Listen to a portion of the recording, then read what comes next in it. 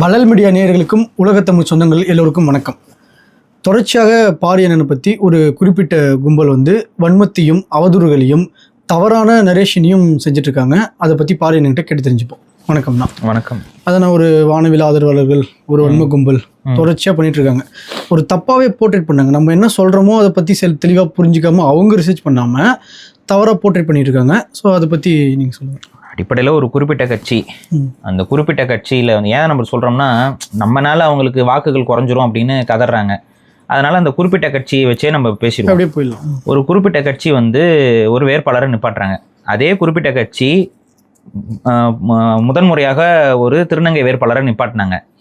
அப்போ அதுக்கு ஆதரவு தான் நம்ம கொடுத்தோம். அங்கே எந்தவித எதிர்ப்பும் கொடுக்கல. தேவிங்கிற ஒரு திருநங்கையை அவங்க நிப்பாட்டும் பொழுது முழுமையாக ஆதரவு கொடுத்த நம்ம இந்த முறை ஒரு திருநங்கையை நிப்பாட்டுறாங்க. ஆனால் நம்ம எதிர்க்கிறோம். அதுக்கான அடிப்படை காரணம் என்னன்னா, இவங்க வெறும் திருநங்கையாக மட்டும் இல்லாமல் இவங்க இரவி அப்படிங்கிற ஒரு அறக்கட்டளையை நிர்வகிக்கக்கூடிய ஒரு நிர்வாகியாகவும் இருக்கிறார்கள். அந்த அறக்கட்டளையுடைய செயலாளராகவும் இருக்கிறாங்க. ஸோ ஒரு அறக்கட்டளைக்கு செயலாளராக இருக்கக்கூடியவங்க ஒரு எல்ஜிபிடிக்யூ அமைப்பு. அது இரவிங்கிறது ஒரு எல்ஜிபிடிக்யூ ஆர்கனைசேஷன்.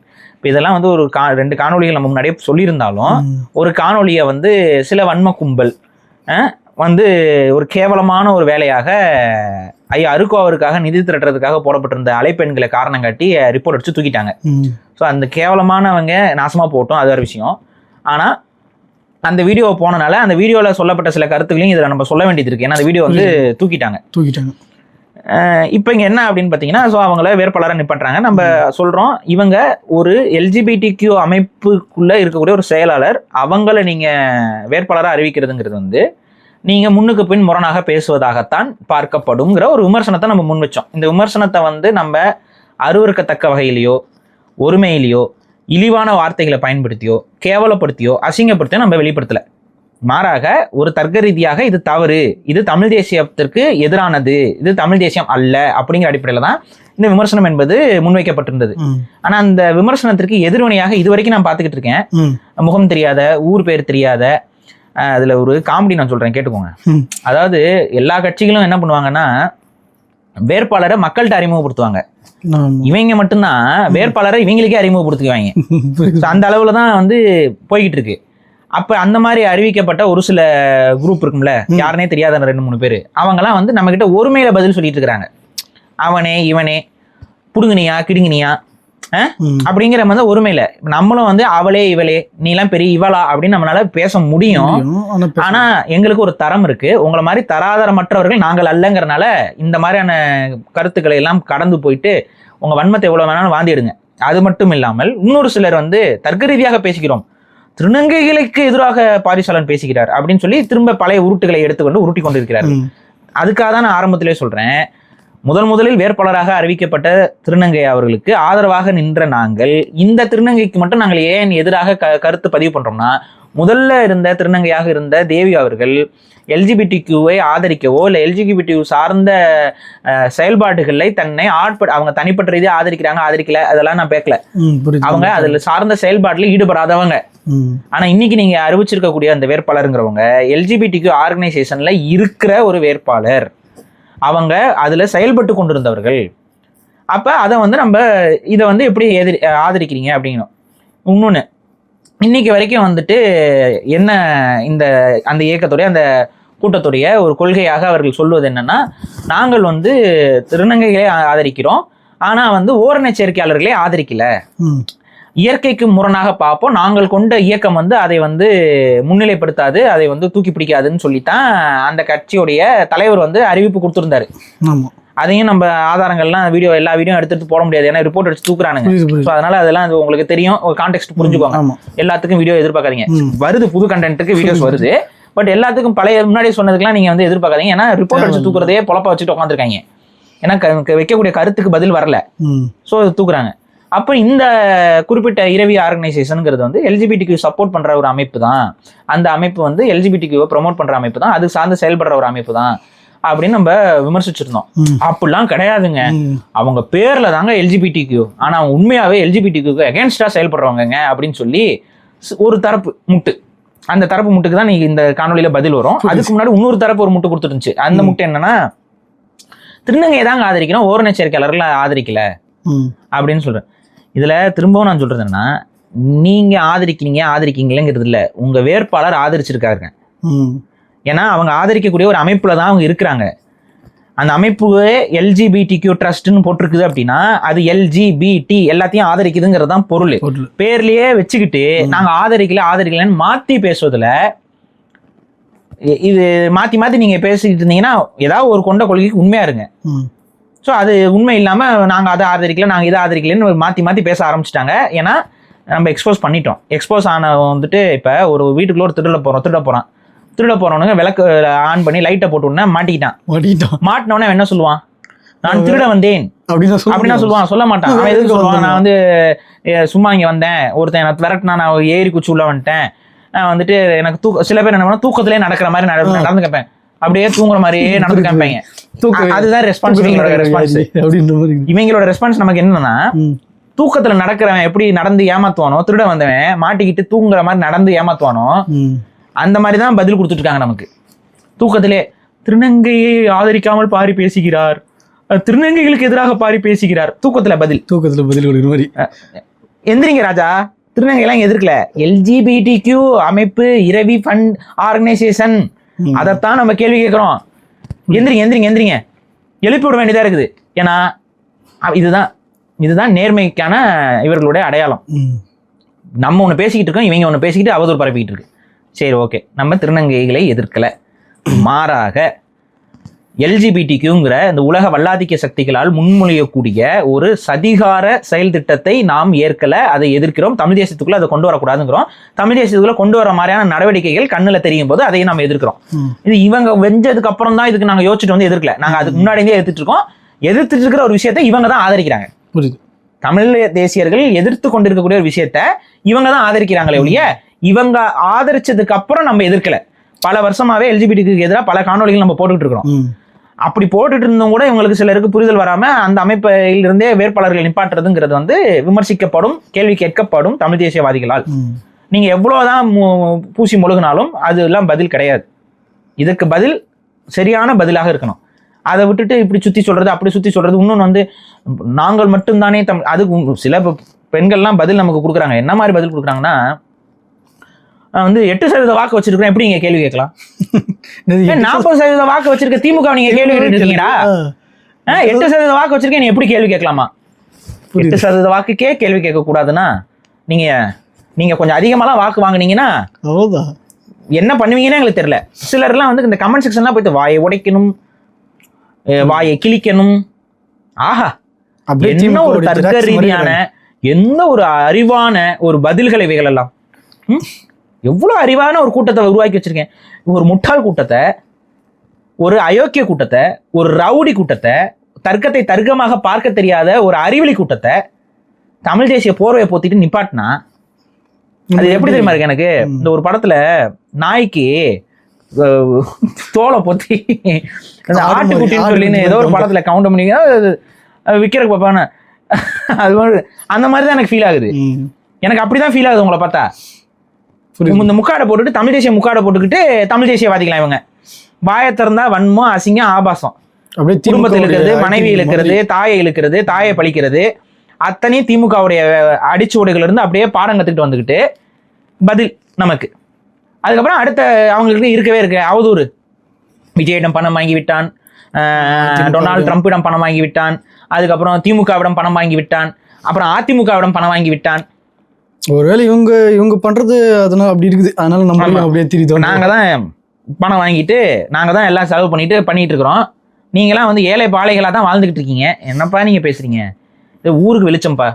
யார் பக்கம் உண்மை இருக்கு, யார் பக்கம் நியாயம் இருக்குங்கிறது காலத்தால் என்னைக்குமே நான் எப்பவுமே நம்புறது காலத்தை தான். காலம் வந்து ஒவ்வொருத்தரையும் எக்ஸ்போஸ் பண்ணி விட்டு போயிடும். நம்ம பக்கம் நேர்மை இல்லை அப்படின்னா நம்ம எக்ஸ்போஸ் ஆயிடுவோம். அதுலயும் எங்களுக்கு நம்பிக்கை இருக்கு. இதுல நம்ம ஆட்கள் யாராவது உங்க கூட்டத்துல எங்கேயாவது போய் கலந்துக்கிட்டாங்கன்னா அவங்க சொல்றதான், பாரிசாலனை நம்பாதீர்கள். நானே சொல்றேன், நீங்க ஏன் கஷ்டப்பட்டு தனித்தனியாலாம் சொல்லிட்டு இருக்கீங்க?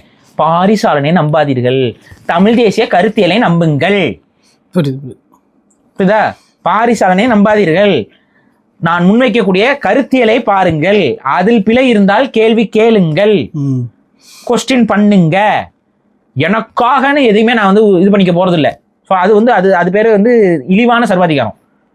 நான் தப்பு செஞ்சா அதுக்கு முட்டு கொடுக்கணும்னு ஆட்களை தூண்டி விடுற ஒரு வேலை இருக்கு பாருங்க, அது ஒரு கேவலமான சர்வாதிகாரம். புரியுது. கேள்வி கேட்கணும். உங்களுக்கு சந்தேகம் வருதா, செயல்பாட்டில் கேள்விக்குரிய வருதா, கேள்வி கேளுங்க. அதுல எல்லாம் அது முழு உரிமை உண்டு. ஜனநாயக அடிப்படையில் நீங்க அந்த கேள்வியை கேட்கணும். அதுதான் ஒரு சரியான கூட்டமாக தமிழ் தேசியம் வளர்ந்து வருதுங்கிறதுக்கு ஒரு எடுத்துக்காட்டு. நம்ம கிட்ட கேட்கணும்.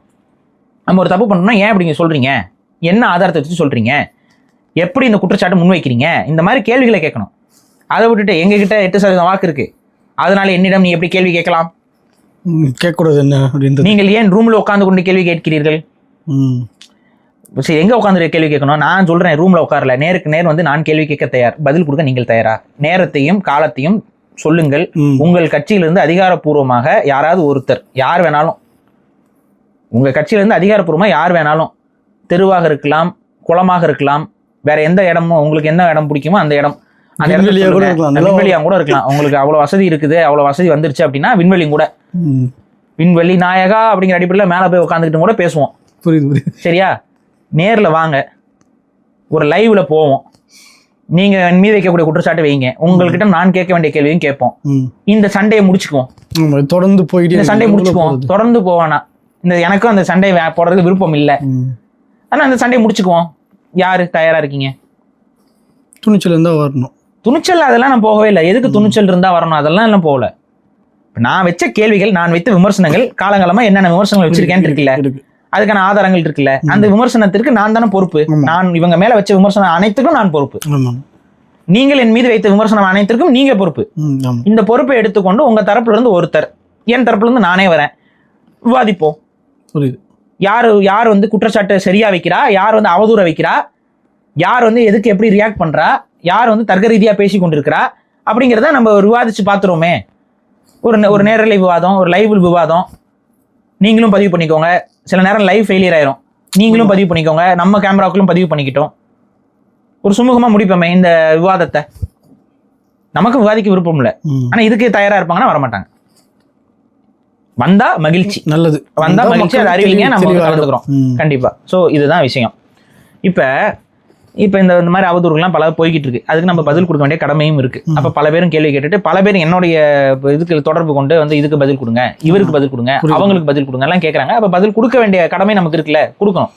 ஸோ நம்ம இது வரைக்கும் வச்சது என்ன, இவங்க எல்ஜிபிடிக்கு அமைப்பை ஆதரிக்கிறாங்க, அப்புறம் அவங்களுக்கு ஒரு 2 கேள்விகளை கேட்டிருந்தோம், அதுக்கு அவங்க பதில் கொடுத்துருக்காங்க, அதை இறுதியா நம்ம பார்ப்போம். இப்ப இதெல்லாம் இருக்கு. இதுல என்னிடம் வந்து வைக்கப்பட்ட கேள்விகள் என்னன்னு பாத்தீங்கன்னா, நீங்க இவங்க ஆதரிக்கவே கிடையாது, இவங்களை முழுமையாக நீங்கள் விசாரித்தீர்களா, இவர்களை நீங்கள் முழுமையாக ஆய்வு செய்தீர்களா, ஒரு அழைப்பு கொடுத்து பேசியிருந்தாலும் கூட அவங்க உங்களுக்கு இதெல்லாத்தையும் விளக்கி சொல்லியிருப்பாங்களே, ஒரு அழைப்பும் கூட கொடுக்காம நீங்க வந்து எப்படி வந்து இதை வந்து நீங்க விமர்சிக்கலாம் அப்படின்னா, அப்ப நீங்க எல்லாம் டெய்லியும் திமுகவுக்கு ஃபோன் பண்ணி பேசுறீங்க, இது ஒரு ஆதாரம்னு எடுத்துக்கலாமா? ஒவ்வொரு முறையும் திமுக விமர்சிக்கும் போது திமுக கட்சி ஆபீஸ்க்கு ஃபோன் பண்ணி, உதயநிதி ஐயா, மதிப்புக்குரிய திரு ஸ்டாலின் ஐயா, ஏன் ஐயான்னு சொல்றேன்னு புரியுதா? ஐயா தான் இனிமே ஐயா ஐயா ஐயா ஐயா சொல்லுங்க ஐயா, நீங்களாம் பேசுறது எனக்கு ரொம்ப பெருமையா இருக்குங்க ஐயா, சொல்லுங்க ஐயா, தெரிஞ்சுக்கிறோங்க ஐயா, உங்க விளக்கத்தை கொடுங்க ஐயா, நீங்க ஊழல் பண்ணீங்களாங்க ஐயா, நீங்கள் கிட்னியை திருநீங்களாங்க ஐயா, இதெல்லாம் வந்து ஃபோன் பண்ணி கேட்டுட்டு தாங்க நான் ஐயா சொல்றீங்க. உங்களை பத்தி நான் வந்து இந்த மாதிரி ஒரு காணொலி பதிவு பண்ணலாம் இருக்கேங்க ஐயா, மேடையில் உங்களை வந்து கொஞ்சம் பேசுவதாக இருக்கிறேன் ஐயா, பேசிக்கலாமுங்களாங்க ஐயா அப்படின்னு பேசிக்கிட்டாங்க ஐயா, நீங்க வந்து இது வரைக்கும் செயல்பட்டு இருந்தீங்க ஐயா, சொல்லுங்க ஐயா. இப்ப அப்படிதான் போயிட்டு இருக்கிற மாதிரி தெரியுது. அதனால சில விஷயங்கள் நம்ம மட்டும் அவங்ககிட்ட ஃபோன் பண்ணி பேசுனீங்களா, அவங்களோட பழகி பாத்தீங்களா, அவங்களோட ஒரு நாள் போய் உட்காந்து உணவு அருந்தி பாத்தீங்களா? நாகரிகமா போறேன்டா. இப்படி ஒரு கேள்வி கேட்டுட்டு இது ஒரு பதிலா? வெச்ச குற்றச்சாட்டுக்கு பதில் வரும்னு பார்த்தா நம்ம பழகி பார்க்கலையா, நம்ம தெரிஞ்சுக்கலையா, நம்ம அறிஞ்சிக்கலையா? எல்ஜிபிடி அமைப்புகளை பத்தி எத்தனை முறை நம்ம பேசிக்கிட்டு இருக்கிறோம். இவங்க எதுக்கு இப்போ எல்ஜிபிடிக்குன்னு பேர் வச்சிருக்காங்க, இதுக்கு ஒரு பதிலை வாங்கி கொடுங்க. அவங்களே தெளிவா பல முறை பதிவு பண்ணிருக்காங்க, அதையும் நான் எடுத்து போட்டாச்சு. அந்த வேட்பாளரும் சரி, அந்த அமைப்பாளரும் சரி, பல இடங்கள்ல எல்ஜிபிடிக்கு மக்களை வந்து அங்கீகரிப்பதற்கும் அவர்களுக்கு நலவாழ்வு ஏற்படுத்தி கொடுப்பதற்கும் அவர்களுடைய வாழ்வாதாரம் மேம்படுவதற்கும் தான் நாங்கள் உழைத்து கொண்டிருக்கிறோம் அப்படின்னு. இந்த எல்ஜிபிடிக்குன்னா இவங்களுக்கு புரியலையான்னு தெரியல. எல்னா பொண்ணும் லெஸ்பியன், ஒரு பொண்ணும் திருமணம் செய்து கொள்வதற்கு இவர்கள் தடை அல்ல, ஓரின சேர்க்கைக்கு இவர்கள் தடை அல்ல, ஓரினச்சேர்க்கையால் ஆதரவாளர்கள் இவர்கள். இதை வந்து சில காணொலிகள் போட்டால் ரிப்போர்ட் அடிப்பாங்க. இருந்தாலும் தவிர்க்க முடியாமல் ஒரு காணொலி நான் சொல்கிறேன்.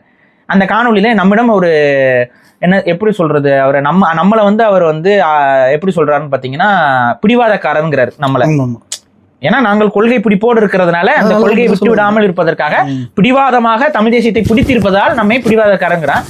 அப்ப நம்ம வந்து அவருக்கு ஒரு பேர் சொல்லணும்ல, நம்மை பிடிவாதக்காரர் என்று சொன்ன அவருக்கு ஒரு ஒரு அன்பளிப்பா ஒரு பரிசு கொடுக்கணும்ல, ஒரு பேர் கொடுக்கணும்ல. அவரை நம்ம மென்ஷன் பண்ணும் பொழுது நம்ம என்ன சொல்லிக்கலாம் அப்படின்னு பாத்தீங்கன்னா முட்டுக்காரர் என்று சொல்லலாம். புரியுதுங்களா? முட்டுக்காரர் அப்படிங்கிற மாதிரி சொல்லிக்கலாம். ஏன்னா தான் கொண்ட கட்சியுடைய கொள்கைக்கு எப்படியாவது முட்டு கொடுத்து நிப்பாட்ட வேண்டும் என்பதற்காக முட்டுக்காரர் என்று நம்ம சொல்லிக்கலாம். ஸோ அந்த முட்டுக்காரர் என்ன சொல்றாருன்னு பாத்தீங்கன்னா, அவரோட காணொலியிலேயே அவங்கள கூப்பிட்டு விசாரிச்சிருக்காரு. ஏன்னா நம்மளை ஃபோன் பண்ணி பேச சொன்னவர் அவர் ஃபோன் பண்ணி பேசி அவங்கள கூப்பிட்டு நேரலையில வீடியோல பேசிலாம் போட்டிருக்காரு. அதுலயே அவங்க சொல்றாங்க, 2 பெண்கள் வந்து எங்களை தேடி வந்தாங்க, அவங்களுக்கு ஆதரவு கொடுத்தோம். அப்ப அவரோட முகம் போன போக்க நீங்க எல்லாரும் கொஞ்சம் ஜூம் பண்ணி பாத்துக்கோங்க. நான் போட விரும்பல அந்த வீடியோ வந்து. இப்ப போடணும்னா போடலாம், ஆனா வந்து இங்க காப்பிரைட் ஸ்ட்ரைக் அதுன்னு கொடுத்து, ஏன்னா அவங்க அப்படிதான் விளையாடுவாங்க. ஸோ அதனால இது பண்ண முடியாது. ஸோ அதனால நான் அதை சொல்றேன். அதுல அவர் முகத்தை பாருங்க, ஐயோ இந்த அம்மாவே வந்து நம்ம சேனல்லே வந்துட்டு இதெல்லாம் சொல்றாங்களே, என்ன பண்றது, இதை அவங்க கேட்ச் பண்ணிடுவானே, இது குறிப்பா அந்த பிடிவாதக்காரன் கண்ணில் பட்டு விடுமே அப்படிங்கிற ஒரு பதட்டம் அவர் முகத்துல தெரியுது. அவங்க தெளிவா சொல்றாங்க, 2 பெண்களுக்கு வந்து நாங்க அடைக்கலம் கொடுத்தோம், அவங்களுக்கு வந்து அவங்க குடும்பத்தோட அவங்கள சேர்த்து வச்சோம் அப்படின்னு சொல்லி அவங்க அதை ஆதரவிச்சு தான் பேசுறாங்க. அந்த காணொலியை நம்ம எடுத்து போட்டோம்னா ரிப்போர்ட் அடிச்சு தான் உங்களுடைய நீங்க வந்து பதில் கொடுப்பீங்க. அதனால அதை நாங்கள் பயன்படுத்தல. உங்களுக்கு தேவைன்னா அவரோட சேனல்ல அது இருக்கு, போய் பார்த்துக்கோங்க. சரி, அது மட்டும் இல்லாம ஒரு சில ஆண்டுகளுக்கு முன்பு இந்த சேரிட்டி ட்ரஸ்ட் நடத்திய ஓனர் அவர்கள் பேசிய ஒரு காணொலியில ஒரு அதிர்ச்சி வந்து நமக்கு கிடைச்சது. நான் ஃபோன் பண்ணி பேசணும்லாம் ஆசைப்பட்டீங்க, நான் ஒரே ஒரு காணொலி தான் பார்த்தேன். அந்த காணொலியிலேயே ஒரு பேரதிர்ச்சி. இந்த பேரதிர்ச்சியை வந்து நம்ம கடந்து போலாம் தான் பார்த்தோம். இருந்தாலும் பதில் சொல்லியே ஆக வேண்டும் என்று ஒற்றை கால் நெற்றிக்கணை திறந்து நின்றதால் நம்ம வேற வழி இல்லை, நம்ம பதில் கொடுக்குறோம். அவங்க என்ன சொல்றாங்கிறது நான் சொல்லிடுறேன், அப்புறம் அந்த காணொலி பாருங்க. அவங்க என்ன சொல்றாங்கன்னா, ராஜஸ்தானில் இருந்து 2 பெண்கள் இவங்களை தேடி வந்தாங்களாம். எப்படி இவங்க வந்தாங்கன்னு பார்த்தீங்கன்னா, இணையதளத்தில் பார்த்துட்டு இவங்களை கான்டாக்ட் பண்ணி வந்தாங்களாம். அவங்க யாருன்னா ராஜஸ்தானை சேர்ந்த 2 பெண்கள். அவங்க 2 பெண்கள் மட்டும் கிடையாது, அவங்க 2 பேரும் காதலர்கள். அப்ப என்ன, அதுக்கு என்ன பொருள்னா ஓரினச்சேர்க்கையாளர். இதுல இன்னொரு ஹைலைட் இருக்கு. அதுல ஒரு பெண் வந்து ஒரு பள்ளிக்கூடத்தில் ஆசிரியை, டீச்சர். மறுபெண் என்பவர்கள் அந்த பள்ளிக்கூட மாணவி. எப்படி இருக்கு முட்டுக்காரரே? மைனர் முட்டுக்காரருக்கு தான் நம்ம சொல்றோம். முட்டுக்காரர் தெரிஞ்சுக்கணும், நல்லா முட்டுக்காரரே போய் பாருங்க. இதுக்கு முடிஞ்சா எப்படி முட்டு கொடுக்க முடியும்னு கொஞ்சம் யோசிச்சு முட்டு கொடுக்க பாருங்க. ஒரு பள்ளி ஆசிரியை ஒரு பள்ளி மாணவியை காதலிக்கிறார்கள். அடைக்கலம் தேடி இந்த இரவி நிறுவனரிடம் அடைக்கலம் வந்திருக்கிறார்கள். அவர்களுக்கு இவர் அடைக்கலமும் கொடுத்திருக்கிறார். உணவு உடுத்த உடை அடைக்கலம் கொடுத்திருக்கிறார். அதற்கான ஆதாரத்தையும் அவரே பெருமிதத்தோடு காட்டுகிறார். இந்த போட்டோலாம் நான் எடுக்கல, அவங்களே எடுத்திருக்கிறாங்க. அந்த போட்டோ அவங்க அதை சொல்றதுக்கான வீடியோல அது வருது. அதுல தான் இந்த போட்டோ நாங்க எடுத்து காட்டியிருக்கோம். ஸோ பாத்துக்கோங்க. ஸோ இவங்க என்ன பண்ணியிருக்கிறாங்க, ஒரு மைனர் பொண்ணை 16 வயது பெண்ணை அந்த ஸ்கூல்ல இருக்கக்கூடிய ஒரு ஆசிரியை ஓரினச்சேர்க்கையால் காதலிக்கிறார்கள். அவங்க 2 பேரும் ராஜஸ்தான்ல இருந்து ஓடி இங்க வந்திருக்கிறாங்க. ஏன்னா அங்க ராஜஸ்தான்ல இருந்து எட்டி பார்த்திருக்காங்க, வானவில் கூடி பறந்துகிட்டு இருந்திருக்கு. அந்த வானவில் கூடிய பார்த்தோன்னே தேடி வந்திருக்கிறாங்க. இந்த இரவி ட்ரஸ்ட் தான் இருக்கு. ஆனா பாருங்க, இவங்க ஓரினச்சேர்க்கையெல்லாம் ஆதரிக்கிறது இல்லை. ஓரினச்சேர்க்கை ஆதரிக்காதனாலதான் ஓரினச்சேர்க்கையாளர்கள் அங்கிருந்து கிளம்பி இங்க வராங்க. அதுவும் ஓரினச்சேர்க்கையாளர் மட்டும் சொல்லிட முடியாது, இது வேற. மைனர் பொண்ணு மீது வரக்கூடிய காதலுக்கு வந்து ஓரினச்சேர்க்கையை மட்டும் நம்ம வகைப்படுத்தி விட முடியாது. சரி, அவங்க வந்திருக்காங்க. வந்தா என்ன பண்ணணும், நீ மைனரு, நீ மேஜரு, நீ எப்படி எங்க கிட்ட வரலாம், கெட் அவுட் அப்படின்னு சொல்லிருக்கணும். ஆனா அதை விட்டுவிட்டு அவங்களுக்கு ஆதரவு கொடுக்கறதுக்கு கூட உட்கார வச்சு இது பண்ணி அவங்கள பாதுகாக்கிறதுக்கு இவங்க முயற்சி பண்ணிட்டு இருந்தாங்களாம். இந்த நேரத்தில் காவல்துறை வந்துருச்சான். துப்பாக்கியோடலாம் வந்திருக்கிறாங்க. தமிழக காவல்துறைக்கு ஒரு ராயல் சல்யூட். இந்த விஷயத்துல ஒரு ராயல் சல்யூட் வந்திருக்காங்களாம். வந்து இவங்களை வந்து அந்த பெண்களை வந்து கூட்டிட்டு போயிருக்காங்க. அதுல அந்த மைனர் பொண்ணை அவங்க வீட்டுல ஒப்படைச்சிடுறாங்க. அது நியாயம், அது இவங்களும் ஒத்துக்கிறாங்க. ஆமா, ஒரு மைனர் பொண்ணை அவங்க வீட்டுல தான் ஒப்படைக்கணும். ஆனா இந்த மேஜர் பொண்ணு இருக்கு பாத்தீங்களா, அவங்க மேல போக்சோ போட்டாங்கங்க. பாவம். இன்னும் என்ன வழக்குல கைது பண்ணணும் சொல்லுங்க. போக்சோ குற்றத்துக்கு எந்த வழக்குல கைது பண்ணணும்? ஒரு 18 வயசுக்கு உட்பட்ட ஒரு பெண்மணியோட உடல் உறவில் இருந்த ஒருவரை எந்த சட்டத்தில் கைது பண்ணணும் சொல்லுவாங்களா இவங்க? போக்சோ சட்டத்தில் கைது பண்ணிட்டாங்க. இதுல ஒண்ணுன்னு பாருங்க, அப்படி கைது பண்ணவங்களுக்கு முட்டும் வேற. என்ன முட்டு கொடுக்குறாங்கன்னா, இதுல கவனிச்சிங்கன்னா இந்த பெரியவங்க வந்து கூட்டிட்டு வரலையாம். அந்த சின்ன பொண்ணு இருக்குல்ல, அந்த சின்ன பொண்ணு தான் அந்த பெரிய பொண்ணை கூட்டிட்டு வந்துருச்சான். அதாவது பெரிய அந்த டீச்சரை வந்து கூட்டிட்டு வந்துருச்சான். எப்படி சரியா? திரிக்கலைங்க. அவங்க வந்து அந்த போக்சோ குற்றவாளினே உங்ககிட்ட சொல்றாங்க. புரிஞ்சுக்கணும். புரியுதா? இப்படி வந்து அவங்க ஒரு விளக்கம் கொடுத்துட்டு இருக்காங்க. நான் இது ஏதாவது சொன்னா அவதூறுன்னு ஆயிருமா? எனக்கு புரியல. நான் இது எப்படி நான் வந்து இதை கண்டிக்கிறது? ரொம்ப சத்தம் பட்டு கோவப்பட்டு கண்டிச்சா கதறாங்க. சரி, நம்ம என்ன சொல்லலாம்? இப்ப இவங்கள மாதிரி ஆன ஆட்கள் ஓரணச்சேரிக்கையை ஆதரிக்காதவங்க பாரிசாலன் நம்பணும். பாரிசாலன் மட்டும் நம்புறதுல தமிழக மக்களும் நம்பணும். ஏன்னா நீங்க 8% வாக்கு வச்சிருக்கீங்க. நீங்க சொன்னா உண்மை, அது உண்மை. அதனால நம்ம எல்லாரும் நம்பிக்கணும். அவங்க எல்ஜிபிடிக்கு அமைப்பு நடத்துவாங்க, ஆனா எல்ஜிபிடிக்கு ஆதரவும் கிடையாது. நாங்க நம்பணும். சரி, நம்பிக்கிட்டேங்க சார், நம்பிக்கிட்டோம். அப்படி சொல்லிக்கலாமா? நம்பிக்கிட்டோன்னு அப்படி சொன்னா உங்களுக்கு சந்தோஷமா, ஹாப்பியா இருப்பீங்களா? சொல்லுங்க. பார்க்குறவங்களே எங்களை பார்த்தா உங்களுக்கு எப்படி தெரியுது? சரி, அந்த கன்றாவி காட்சிக்கான ஆதாரங்களை வெளியிடுகிறோம். மக்களே, நீங்களே பார்த்து தெரிந்து கொள்ளுங்கள், அவர்கள் என்ன சொல்றார்கள் என்பதை கேட்டு தெரிந்து கொள்ளுங்கள். ஒரு உதாரணத்துக்கு வந்து பாத்தீங்கன்னா 2 கப்பிள்ஸ் ஓடி வந்துடுறாங்க ராஜஸ்தான்ல இருந்து. 2 பேர், ஒருத்தர் வந்து இந்து, ஒருத்தர் முஸ்லீம். 11th ஸ்டாண்டர்ட் படிக்கிற ஒரு இந்து பொண்ணு அந்த ஸ்கூல்ல பிரைமரி டீச்சரா இருக்கிற ஒரு முஸ்லீம் பொண்ணை கூட்டிக்கிட்டு வந்துடுறாங்க. வந்தது என்னமோ மேஜர் பொண்ணு தான், ஆனா கூட்டிட்டு வந்த பொண்ணு மைனர் தானே, 17-16 வயசு. சோ இந்த இடத்துல அந்த பொண்ணை காணான்னு அங்க பிரளயமே வெடிச்சிட்டு இருக்கு. சோ 7th டே வந்து மிட் நைட் எனக்கு ஒரு 2 o'clock 1 o'clock கால் பண்றாங்க அந்த கேர்ள்ஸ். இந்த மாதிரி நாங்க வந்துட்டு எங்க போறதுன்னு எங்களுக்கு தெரியலன்னு சொல்லிட்டு. எங்களை எப்படி தெரியும்னா கூகுள்ல இருந்து எடுத்துன்றாங்க. அந்த இடத்துல நாங்க வந்து அவங்களுக்கு ப்ரொடெக்ஷன் தான் கொடுக்க முடியும், அவங்கள ஆராய முடியாது இல்லையா? சோ ஃபர்ஸ்ட் அவங்களுக்கு தேவையான கவுன்சிலிங்.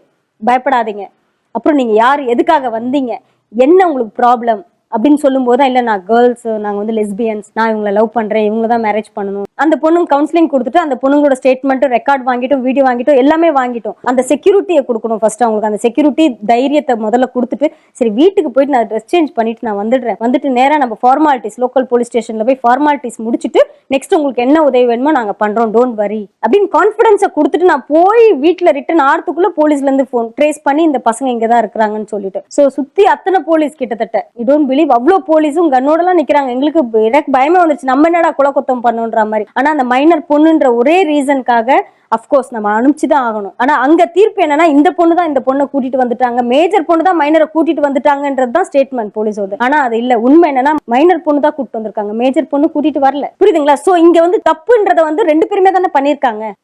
இதை எப்படி ஹேண்டில் பண்ணீங்க? என்ன சொல்யூஷன்? எண்ட் ஆஃப் தி அந்த கேர்ள் மைனர், அவ 100% வீட்டுக்கு தான் போய் ஆகணும். இன்னொன்னு, இந்த மேஜர் பொண்ணுக்கு, மேஜர் டீச்சரா ஒர்க் பண்ண பொண்ணுக்கு வந்து உண்மையான ஒரு சொல்யூஷன் கொடுக்கணும் இல்லையா? அந்த பொண்ணு வந்து போஸ்கோல வந்து அவளை அரெஸ்ட் பண்ணிட்டாங்க. மேம், அப்போ இறைவி இந்த மாதிரி தெரியாம குழம்பி போய் LGBTQ கம்யூனிட்டியில் இருக்கிறவங்களுக்கு ஒரு விழிப்புணர்வை ஏற்படுத்துறதும், LGBTQ இருக்கிறவங்களுக்கு தேவையான வசதிகளை செஞ்சு கொடுக்கறதும் அப்படின்னு புரிஞ்சுக்கலாமா? 100%. இப்ப இந்த இடத்துல இன்னொரு ஒரு அவதூறை வந்து அந்த அவருக்கு என்ன பேர் சொன்னோம், முட்டுக்காரர். அந்த முட்டுக்காரர் இன்னொரு ஒரு அவதூறை வந்து நம்ம மேல வைக்கிறார். அதாவது என்னன்னா, ஒரு பதிவு நான் போட்டிருந்தேன்னா அந்த பதிவு வந்து எடிட் செஞ்சு மாத்திட்டேன். நான் முன்னாடி படிக்கும்போது காணொலியாகவே நான் அதை வெளியிடுகிறேன்னு சொல்லியிருந்தேன், அதை நான் எடிட் பண்ணிட்டேன் அப்படின்னு. நம்ம கிட்ட ஃபோன் பண்ணி பேச சொல்லி, நம்ம கிட்ட போயிட்டு அவங்களோட போய் உட்காந்து சாப்பிட்டு பார்த்தீங்களா எல்லாம் சொல்லிட்டு இருந்த நபரு ஸ்க்ரோல் பண்ணி பார்க்க மாட்டாரு. புரியுது. நம்மளை ஃபோன் பண்ணி பார்க்க சொன்ன நீங்க ஸ்க்ரோல் பண்ணி பார்க்க மாட்டீங்களா? அல்ல, அங்கே அந்த மாதிரி கேவலமான ஆட்கள் நாங்கள் கிடையாது. ஏன் கொஞ்சம் தாமதமாக வீடியோ போடுறோம் அப்படின்னா, வியூஸ் போக மாட்டேங்குது முட்டுக்காரர் அவர்களே. அது மட்டும் இல்லாமல் இந்த தலைப்பை பத்தி பேசினா ரிப்போர்ட் அடிக்கிறீங்க நபர்களே. அதுல வேற இன்னொரு தகவல் வேற வந்துச்சு. ஒரு குழுவாக சேர்ந்து நமது சேனலை முடக்குவதற்கான நடவடிக்கைகள்ல இவர்கள் இறங்க போகிறார்களாம். அப்படி ஒரு தகவலும் வந்தது. அது எந்த அளவுக்கு உண்மை என்று தெரியவில்லை. ஆனால் ஒரு இடத்துல இருந்து ஒரு தகவல் வந்துச்சு. என்னமோ பண்ணுங்க, ஆனா நீங்க இதை முடக்கினாலும் நாங்கள் திரும்ப வந்து உண்மையை பேசி நேர்மையை பேசி மக்கள் எவ்வளவு தூரத்துக்கு ஆதரவு கொடுக்குறாங்களோ அந்த ஆதரவின் அடிப்படையில் நாங்கள் மேலே வருவோம். உண்மையை நீங்க எவ்வளோ பொய்களையும் குப்பையிலும் போட்டு மூடினாலும் உண்மை நெருப்பு போல எரிந்து மேலே வரும், ஒன்றும் பண்ண முடியாது. ஸோ ஆகவே நீங்கள் என்ன பண்ணணும்னா ஒரு பதிவு நீங்கள் பார்க்குறீங்கன்னா அந்த பதிவுக்கு முந்தைய பதிவில் என்ன இருக்குன்னு ஸ்க்ரோல் பண்ணி பாருங்க. எங்களை ஃபோன் பண்ணி பேச சொன்ன நீங்கள் ஸ்க்ரோல் பண்ணி கூட பார்க்கலங்கிறதுக்கு நீங்கள் பரப்பி அவதூறுங்கிறதே காரணம். இன்னொன்று, ஸ்க்ரோல் பண்ணி பார்க்காம நீங்கள் இருந்திருக்க மாட்டீங்க. ஆனால் பாரிசாலன் நண்பகத்தன்மை அற்றவன் அப்படின்னு நீங்க நம்ப வைக்கணும் உங்க ஆடியன்ஸை. அதனால இப்படி வாய் கூசாம ஒரு பொய்யை பேசிட்டு போறீங்க. இதை இப்போ நான் வீடியோ போட்டுட்டு இருக்கேன், அந்த அறிக்கையையும் நான் காட்டுவேன், அந்த அறிக்கைக்கும் பதிலும் கொடுக்குறேன். சரி, அப்படி என்னங்க கேள்வி கேட்டேன் அப்படின்னா ஒரு 2 கேள்வி. இந்த அமைப்பு, இந்த எல்ஜிபிடிக்யூ அமைப்பு, இந்த இரவி அமைப்பு 2 பியூபர்ட்டி பிளாக்கர்ஸ், இதை நான் போன காணொலியும் சொல்லிப்பேன், பார்க்காதவங்களுக்காக ஒரு சின்ன எடுத்துக்காட்டு. பியூபர்ட்டி பிளாக்கர்ஸ்ங்கிறது என்னன்னா, ஒரு பருவம் வருவதற்கு முன்பாக நமக்குலாம் வந்து தொண்டை உடையிறது, மீசை வளர்றது, இதெல்லாம் எதனால வருது? டெஸ்டாஸ்ட்ரோனுங்கிற ஒரு ஹார்மோன் நம்ம உடம்புல வருது. டெஸ்டாஸ்ட்ரோன், ஆண்ட்ரோஜன், இந்த மாதிரியான ஹார்மோன்ஸை பொறுத்து தான் ஆண் பெண் பாலினங்கள் வந்து முழுமை அடையும். அப்போ இப்போ எடுத்துக்காட்டுக்கு ஒரு பையன் தன்னை திருநங்கையாக உணர்றான்னு வைங்களேன் சின்ன வயசுலயே, அப்போ அவன் வந்து பெண் தோற்றத்துல நான் வரணும், ஆனா ஆண் தோற்றம் அவனுக்கு வளர ஆரம்பிச்சிடும். இப்போ அவர் 12 வயசுல அந்த மாதிரி நினைக்கிற ஒரு குழந்தை என்ன பண்ணுமா, அந்த பியூபர்ட்டி பிளாக்கர்ஸை வாங்கி சாப்பிடுறான். வெளிநாடுகள்ல இருக்குது, அது இந்தியாவில் அதுக்கு தடை இருக்கு. வெளிநாட்டில் இருக்க அந்த பியூபர்ட்டி பிளாக்கர்ஸை அவங்க வாங்கி அவங்க சாப்பிட்றாங்க அப்படின்னா அவங்களுக்கு பருவம் அடைய மாட்டார்கள். அது இயற்கைக்கு முரணானது, அவர்கள் ஆரோக்கியத்துக்கு எதிரானது. இருந்தாலும் அந்த பருவம் அடையாமல் இருக்கிற காலகட்டத்திலேயே பருவம் அடையக்கூடாதுங்கிறதுக்காக அந்த மாத்திரையை சாப்பிட்டுட்டே வருவாங்க. அப்புறம் 18 வயசுக்கு வரும்பொழுது அவங்க ஆப்ரேஷன் பண்ணிக்குவாங்க. அவங்க அப்போ வந்து அந்த பெண் தோற்றமே அவங்களுக்கு முழுமையாக இருக்கும் அப்படிங்கிறது. ஒரு சில நாட்டில் இதை அங்கீகரிக்கிறாங்க, ஒரு சில நாட்டுக்கு எதிராக இருக்குது. ஸோ ஆனால் இது பேர் பியூபர்ட்டி பிளாக்கர்ஸ். இந்த பியூபர்ட்டி பிளாக்கர்ஸை நீங்கள் ஆதரிக்க மாட்டீங்கிறதுக்கு உத்தரவாதம் கொடுங்கன்னு கேட்டிருந்தோம். சரியா? அதுக்கு அடுத்து என்ன சொல்லியிருந்தோம்னா, பாலியல் அறுவை சிகிச்சை வந்து 18 வயசுக்கு கீழே செய்ய வைக்க மாட்டோம் அப்படிங்கிறதுக்கும் நீங்கள் ஒரு உத்தரவாதம் கொடுங்க, அப்போ நான் அதை விலைக்கு பேசுகிறேன் அப்படின்னு சொல்லியிருந்தேன். இது இந்த பாலியல் அறுவை சிகிச்சைங்கிறது என்னென்னா, ஒரு ஆணாக இருப்பவர் 18 வயசுக்கு கீழேயே போயிட்டு பாலியல் அறுவை சிகிச்சை செஞ்சுக்கலாங்கிற ஒரு முறைமையெல்லாம் உலக நாடுகளில் இருக்குது. இந்தியாவில் அது இல்லை, ஆனால் உலக நாடுகளில் அந்த முறைமை இருக்குது. அந்த முறைமை வேண்டும்னு சொல்லி இந்தியாவில் இருக்க எல்லா எல்ஜிபிடி அமைப்புகளும் கோரிக்கை வைத்து கொண்டிருக்கிறார்கள். அப்போ அந்த மாதிரி கோரிக்கைகளை வைக்க மாட்டோம், அதுக்கு கூட போய் நிற்க மாட்டோங்கிறதுக்கு ஒரு உத்தரவாதம் கொடுங்கன்னு சொன்னாங்க. இதற்கு 2க்குமே நாங்கள் அவ்வாறு செய்ய மாட்டோம், செய்வது தவறு, அதை நாங்கள் முழுமையாக எதிர்க்கிறோம் அப்படின்னு சொல்லி ஒரு அறிவிப்பை அவங்க கொடுத்துருக்காங்க. இந்த அறிவிப்புக்காக எனக்கு பாராட்டுகள் நான் தெரிவிச்சுக்கிறேன். அவங்களுக்கு தான் பாராட்ட தெரிவிக்கணும். ஆனா ஒரு எல்ஜிபிடி அமைப்பையே தனது கருத்தியல் வாதத்தால் பாரிசாலன் இப்படி மாத்தி பேச வச்சிருக்காங்கிறதுக்கு எனக்கு தான் ரிவார்டு கொடுத்துக்கணும். புரியுது. உலகத்துல இருக்க எந்த எல்ஜிபிடி ஆர்கனைசேஷனாவது இப்படி சொல்லுமா? இது வரைக்கும் சொன்னது கிடையாது. சொல்லுமா? இன்னொன்னு சொல்றேன், இவங்களோட உத்தரவாதம், இவங்க இந்த மாதிரி சொன்னதுக்கு நான் ஒத்துக்கிறேன், சரி ஓகே. ஆனா எந்த அளவுக்கு நீங்க உண்மையாக இருப்பீர்கள் என்பதற்கு உத்தரவாதத்துக்கு எந்த சாட்சியும் கிடையாது. காரணம் என்னன்னா, நீங்க முன்னுக்கு பின் முரணா பல இடங்களில் பேசி வச்சிருக்கிற ஆளுதான். ஸோ இது வந்து நீங்க ஒரு உத்தரவாதம் கொடுத்துருக்கீங்க, ஆனா அந்த உத்தரவாதத்துக்கு மதிப்பில்லைங்கிறதை கடந்து உங்களை இத்தகைய உத்தரவாதத்தை கொடுப்பது அளவிற்கு கருத்தியல் ரீதியாக உங்களை கையாண்டிருக்கிறோம் என்பதற்காக எனக்கு நானே பாராட்டுகளை வந்து தெரிவித்துக் கொள்கிறேன். இதை வரலாறு பதிவு பண்ணி வச்சுக்கோங்க ப்ளீஸ். ஏன் நான் சொல்றேன் அப்படின்னா, ஒரு எல்ஜிபிடி அமைப்பு வெளிப்படையாக தன்னை எல்ஜிபிடி அமைப்புன்னு சொன்ன ஒரு அமைப்பு இந்த 2 விஷயத்திலிருந்து பின்வாங்குவது என்பது உலக வரலாற்றிலே இங்கே நடந்ததில்லை. அதை நடத்தி காட்டியிருக்கிறார் பாரிசாலன் என்பதற்கு ஒரு நன்றிகளை தெரிவித்துக் கொள்ளுமாறு கேட்டுக்கொள்கிறேன். எனக்கு நானே தான் சொல்லிக்கணும், வேற என்ன சொல்ல முடியும்? உண்மையிலே அந்த அறிவிப்பு வந்த உடனே என் அளவுக்கு மகிழ்ச்சி அடைஞ்சவங்க யாரும் கிடையாது. இதுதான் உண்மை. காரணம் என்னன்னா, இது உலகத்துல இங்க நடக்கல, தமிழ்நாட்டுல நடக்குது அப்படின்னா தமிழர்கள் விழிப்படைந்து கொண்டிருக்கிறார்கள் என்று பொருள். ஆதரவு அதிகமா வருது, நீங்க எதிர்க்கிறது, நம்ம பேசுற எதிர்ப்பு மக்களுக்கு புரியுது. அந்த எதிர்ப்புனால வேற வழி இல்லாம ஒரு அமைப்பு அவர்கள் நிலைப்பாடு எடுத்து அந்த நிலைப்பாடு நம்ம சொல்றதை அவங்க கேட்கிறார்கள் என்பதற்கு ஒரு சான்றிதழ். இந்த இதை நீங்க சொல்லிட்டு நீங்க இதுக்கு தகுந்த மாதிரியே செயல்பட்டால் எங்களுக்கு பிரச்சனை அல்ல. ஆனா அந்த எல்ஜிபிடிக்கு அமைப்புகள் அவ்வாறு செயல்படாது, அதெல்லாம் நமக்கு எந்த மாற்று கருத்தும் இல்லை. காரணம் என்னன்னா, இவங்க சொல்றாங்க ஒரு டேர்ம், இந்த குறிப்பிட்ட இந்த பொறுப்பாளரே அவங்க சொல்றாங்க, திருநங்கைகள்ல போலி திருநங்கைகள் இருக்காங்கங்கிற ஒரு விஷயத்த சொல்றாங்க. இதே விஷயத்த சில ஆண்டுகளுக்கு முன்னாடி நான் சொன்னதுக்கு இந்த வெளிநாட்டுல வந்துட்டு ஒரு திருநங்கை இருக்காங்க, அவங்கெல்லாம் வந்து என்னெல்லாம் அவ்வளோ கேவலமா அசிங்கப்படுத்தி பேசிக்கிட்டு இருப்பாங்க. அவங்க வந்து ஒரு மாதிரி ஆபாச சத்தங்களுக்கு பேர் போனவர்கள், அவங்க அப்படிதான் ஃபேமஸ் ஆனாங்க. அவங்க தான் படிச்சிருக்கிறாங்க, எல்லாம் பண்ணியிருக்காங்க. இருந்தாலும் அவங்க எப்படி இந்த சமூகத்துல தங்களை முன்னிலைப்படுத்திக்குவாங்கன்னா, ஆபாச சத்தங்கள் மூலயமா தன்னை வந்து முன்னிலைப்படுத்திக்கக்கூடிய ஒரு நபர் தான். அவங்களுக்கு அவ்வளோதான் மதிப்பு, அந்த இடத்துல தான் இருக்காங்க. அவங்களோட தரத்தை அவர்களே குறைத்து கொண்டார்கள். சரி, இதெல்லாம் கடுமையாக விமர்சிச்சாங்க. இப்போ ஒரே ஒரு கேள்வி, இவங்க அதையும் சொல்றதுக்கு நான் வரவேற்கிறேன். இவங்க என்ன சொல்றாங்க, திருநங்கைகள்ல இயற்கையான திருநங்கைகள் இருக்கிறாங்க, செயற்கையா பொய்யாக ஒரு திருநங்கை சிண்டிகேட் ஒன்று செயல்படுதுன்னு சொல்லி நான் சொல்லலைங்க. இந்த கருத்தை இந்த அமைப்பு இரவி அமைப்புல இருக்கக்கூடிய அந்த நிறுவனர் சொல்கிறார்கள். இதுக்கு நான் எடுத்து போடலாம், பட் நீங்களே அவங்க வீடியோஸ் போய் பார்த்தீங்கன்னா தெரிஞ்சுக்கும். இது எல்லாத்தையும் எடுத்து போட முடியாது, காப்பிரைட் வயலேஷன் பிரச்சனை இருப்பதால். ஸோ அதனால போட முடியாது, பார்த்துக்கோங்க. ஸோ அவங்களே சொல்றாங்க, அதை நான் வரவேற்கிறேன், அதையும் நான் வரவேற்கிறேன். ஸோ இந்த ரெண்டு விஷயத்தை வந்து இவங்களுடைய, நான் தான் சொல்றேன், கருத்தியல் ரீதியாக தர்க்க ரீதியாக விவாதிப்போம். இப்போ நம்ம கேட்குற கேள்வி என்னன்னா, இவர்கள் ஓரண சேர்க்கைக்கு எதிரானவர்களா? கிடையாது. இல்லை, ஓரண சேர்க்கை ஆதரிப்பவர்கள். ஓரண சேர்க்கை மட்டும் இவங்க ஆதரிக்கிற மாதிரி தெரியல. குழந்தைய கூட்டிட்டு போனவங்களுக்குலாம் முட்டு கொடுக்குறத பார்த்தா இவங்க ஒரு படி மேலே கூட இவங்களோட ஆதரவு நிலைப்பாடுகளை நீட்டிக்கிட்டு போற மாதிரி தான் ஃபீல் ஆகுது நமக்கு. பட் நம்ம எதுவும் சொல்ல விரும்பல, அது மக்கள் பார்க்குற மக்களுக்கு புரியும். சரியா? நான் இதை ஏன் சொல்றேன்னா, இன்னொரு காணொலி போடுறேன், இது ஒரு ஆங்கில காணொலி, அதையும் நம்ம வேற வழி இல்லாமல் போற வேண்டிய கட்டாயத்துக்கு தள்ளப்பட்டிருக்கோம். இந்த எல்ஜிபிடிக்யூ அமைப்புகளுடைய நீட்சி என்பது என்னன்னா, கடைசியில பெடோஃபைல கூட இவர்கள் அவங்கள நம்ம புரிஞ்சுக்கணும், அது அவங்களா தெரிஞ்சு பண்றது இல்லை, அவங்களுக்கு ஒரு உணர்வு தான். எப்படி லெஸ்பியன்ஸா இருக்காங்களோ, கே கப்பிள்ஸ் கேவா இருக்காங்களோ, இது மாதிரி இருக்காங்களோ, அதே போல பெடோஃபைல்ஸ் கூட அவங்க அப்படிதான் இருக்கிறாங்க. அதை நம்ம உணர்ந்துக்கணும், நம்ம புரிஞ்சுக்கணும். ஒரு இயற்கை உணர்வு மாதிரி. பெடோஃபைல் வேற, செக்ஸுவல் அபியூஸ் வேற, சைல்டு அபியூஸ் வேற அப்படின்னு சொல்லி விளக்கம் கொடுக்குறாங்க. அந்த விளக்க காணொலியை தயவு செய்து பாருங்கள். அந்த கருமாந்திர காணொலியும் நான் இங்கே பதிவு செய்ய வேண்டிய கடமைப்பட்டிருக்கிறேன். இந்த கருமாந்திரத்தை பார்த்து தெரிந்து கொள்ளுங்கள். Right now, most of us feel discomfort when we think about this scenario. And most of us feel discomfort when we think about pedophiles. But just like pedophiles, we are not responsible for our feelings.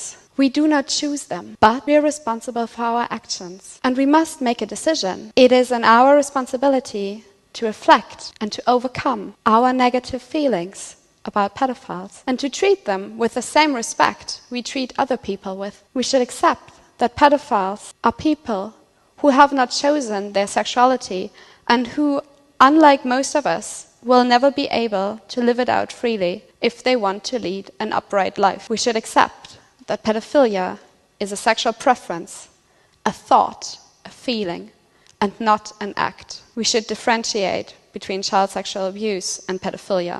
We shouldn't increase the suffering of pedophiles by excluding them, by blaming and mocking them. By doing that, we increase their isolation and we increase the chance of child sexual abuse. அப்ப இதுல இருந்து நீங்க பார்த்தது என்ன அப்படின்னா, இந்த வானவில் கலாச்சாரம் என்பது அதோட நீட்சி எந்தெந்த இடத்துக்கு போகுங்கிறத நம்ம முன்கூட்டியே உணர்ந்ததால் தான் அதை எதிர்த்து தொடர்ச்சியா பதிவு பண்றோம். இதை ஒரு குறிப்பிட்ட கட்சியோட நிலைப்பாடு என்பதற்காக இல்லை. இதே வானவில் கொடியை தூக்கி கொண்டு திமுகவை சார்ந்த நிர்வாகிகளும் திமுகவை சேர்ந்த மிக முக்கிய பொறுப்பாளர்களும் கலந்து கொள்ளும் பொழுது நாம் எதிர்த்து இருக்கிறோம், நாம் எதிர்த்து பேசியிருக்கிறோம். எல்ஜிபிடிக்யூ பேஸ்டாக அவங்களுடைய திருமணத்தை வந்து ஏற்றுக்கொள்ளணும்னு சொல்லிட்டு இருக்கக்கூடிய நிலைப்பாடுகள்லாம் விவாதிக்கப்படும் பொழுதும் நம்மளுடைய நிலைப்பாடு அதுவாகவே தான் இருந்திருக்கு. ஏற்கக்கூடாதுன்னு தான் சொல்லியிருந்தோம். அதே மாதிரி ஏற்காமல் போனது இந்திய அரசாங்கம் வந்து இப்போ வரைக்கும் ஏற்காம இருக்கு. ஆனா உலக அளவுல இந்திய அளவுல இருக்கக்கூடிய எல்லா அமைப்புகளும் இந்தியா வந்து அந்த திருமணங்களை அங்கீகரிக்கணும்னு சொல்லிட்டு இருக்காங்க. உங்களோட இரவி அமைப்பும் அதை தான் சொல்லும், அந்த திருமணங்களை அங்கீகரிக்கணும்னு தான் சொல்லும். இல்லை நாங்கள் அதையும் சொல்ல மாட்டோம்னா என்னத்துக்கு இப்போ எல்ஜிபிடிக்குன்னு பேரை வச்சுட்டு சுற்றிட்டு இருக்கீங்கிறது மட்டும் சொல்லுங்க. வெறும் வசூல் பண்ணிட்டு போகிறது வேலையா? இந்த ஒரு கேள்வி வரும். அதுக்கப்புறம் நாங்கள் வந்து ப்ரைடுலாம் நாங்கள் அதை கன்சிடர் பண்ணுறது இல்லை அப்படிலாம் சொல்கிறாங்க. பட் நீங்கள் ப்ரைட் மராத்தான்ஸ் நடத்திருக்கீங்க. நீங்கள் வேணால் அந்த ப்ரைட் மந்த்தில் போயிட்டு அந்த ஒரு ஆபாச களியாட்டத்தில் நீங்கள் கலந்துக்கல அப்படிங்கிறத நீங்கள் முன்வைக்கிறீங்க. அது ஒரு வரவேற்கத்தக்க ஒரு விஷயம் தான். ஆனாலும் நீங்கள் ப்ரைடுக்குன்னு சொல்லிட்டு மராத்தான் நடத்திருக்கீங்க, மராத்தான் போட்டிகள் நடத்திருக்கீங்க. அதில் நீங்களே சொல்கிறீங்க எல்ஜிபிடிக்யூ சேர்ந்த நபர்கள் அப்படின்னா என்னன்னா லெஸ்பியன், கே எல்லாத்தையும் தான் ஆதரிச்சு அவங்களுக்கு நீங்க விருதுகளும் கொடுத்துருக்கீங்க, அந்த மேரத்தான் போட்டியில கலந்துக்க சொல்லியிருக்கீங்க, பரிசுகள் கொடுத்துருக்கீங்க. இதற்கு நான் சொல்லலை, நீங்களே சொல்லியிருக்கீங்க. அதையும் நான் காட்டுறேன், பார்த்துக்கோங்க. அதையும் போட்டு விட்டுருங்க. அவேர்னஸை வெளிப்படுத்தணும்னா நாங்க இந்த இதுக்குள்ளேயே இருந்தா வந்து நம்ம வெளிப்படுத்த முடியாதுன்றதுக்காக இப்போ மேரத்தான் நாங்க கனெக்ட் பண்றோம். உலகளாவிய வந்து வேர்ல்டுலயே ஃபர்ஸ்ட் டைம் வந்து எல்ஜிபிடி சமூகத்தினர் மற்றும் சமுதாயம் இருவரும் சேர்ந்து பாலினத்துக்கான ஒரு ஒற்றுமையை கொண்டு வரணும். ஆண் பெண் மூன்றாம் பாலினம் என்ற ஒரு கோட்பாடே இல்லாம ஒரு ஒற்றுமையை கொண்டு வரதுக்காக பிரைஸ் கேட்டகரியே வேர்ல்ட் லெவல்ல ஃபர்ஸ்ட் டைம் நம்ம தான் இன்ட்ரோடியூஸ் பண்றோம்.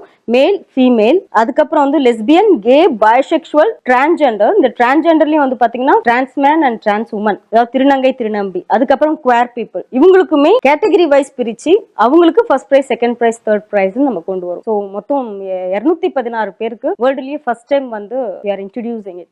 ஸோ இதுக்கு மேல நான் எத்தனை ஆதாரத்தை காட்ட முடியும்? வேணா நீங்க இன்னைக்கு முன்னுக்கு பின் மாறி மாறி பேசலாம், நம்ம ஒரே கொள்கை ஒரே கோட்பாடு தான். ஓரண சேர்க்கையை தமிழ் தேசியத்துக்குள்ள தயவு செஞ்சு கொண்டு வராதீங்க. அது அவங்களுடைய தனிப்பட்ட விருப்பமாக இருந்துட்டு போகட்டும். ஆனால் அதை அட்வொகேட் பண்ணக்கூடிய, அதற்காக செயலாற்றி கொண்டிருக்கக்கூடிய நபர்களை தமிழ் தேசியம்ங்கிற பேர்ல கொண்டு வந்து எங்க தலையில கட்டாதீங்கன்னு தான் நாங்க சொல்றோம். அதையும் மீறி நீங்க கட்டுவீர்கள் என்றால் தமிழர்கள் அதற்கு ஆதரவு தரமாட்டார்கள் தான் நாங்க சொல்றோம்.